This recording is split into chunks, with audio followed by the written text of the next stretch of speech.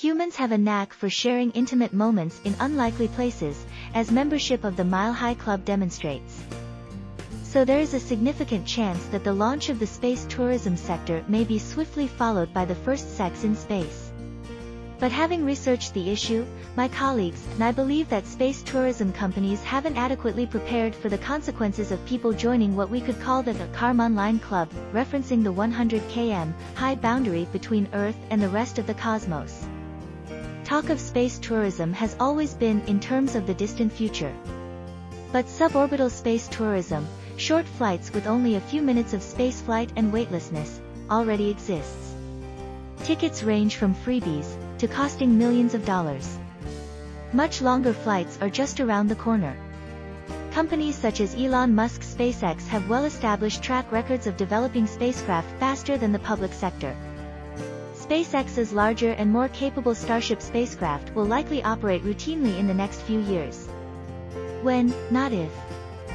Flights have been reserved and passenger lists assembled for private flights that will loop around the moon. Spacecraft such as Starship will have the capacity for tens of passengers, in a large cabin environment, possibly with private cabins.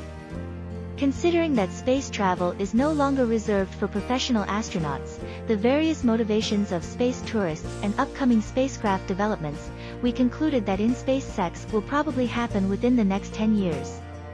The real concern is not the sexual interactions themselves, but rather if they lead to human conception in space.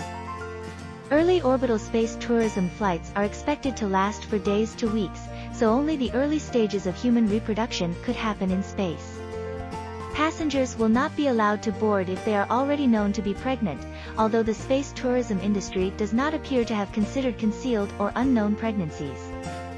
Sometimes women don't realize they are pregnant until they go into labor.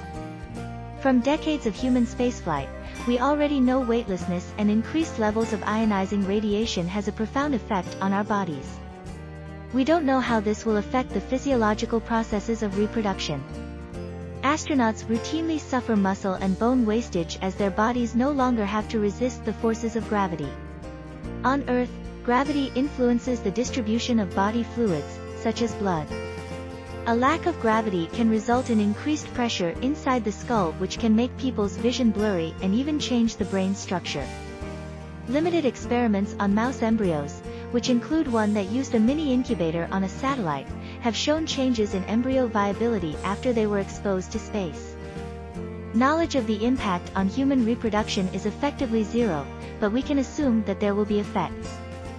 Therefore, there is an unknown potential for developmental abnormalities in human embryos conceived in space. Additionally, there could be an increased risk of ectopic pregnancy in weightlessness conditions, when the embryo attaches outside the uterus, for example in the fallopian tubes. Even if space tourists use contraception, we can't be sure it will be as effective outside planet Earth. There have been no studies on how contraceptives will be affected by space environments. Taking responsibility. For the space tourism industry, there are commercial risks of litigation, reputational damage and financial loss if people conceive during spaceflight, as well as ethical and reproductive rights issues. Our research found little evidence that the sector is taking steps to mitigate these risks. There is little anecdotal evidence from behind the scenes. There is also a darker side to consider, the risk of sexual assault in space. Imagine trying to evade the advances of a fellow passenger or staff member during spaceflight. You would be completely trapped. The space tourism industry and other relevant parties should urgently come together to discuss these issues and formulate a strategy to protect all those involved. A simple solution could be a combination of pre-spaceflight counseling with all space tourists about the risks of human conception in space.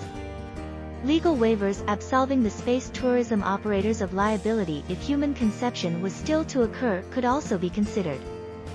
Space tourism is already happening, and it seems likely that sexual interactions between some participants will occur very soon. The question is whether the sector will be prepared for the possible consequences.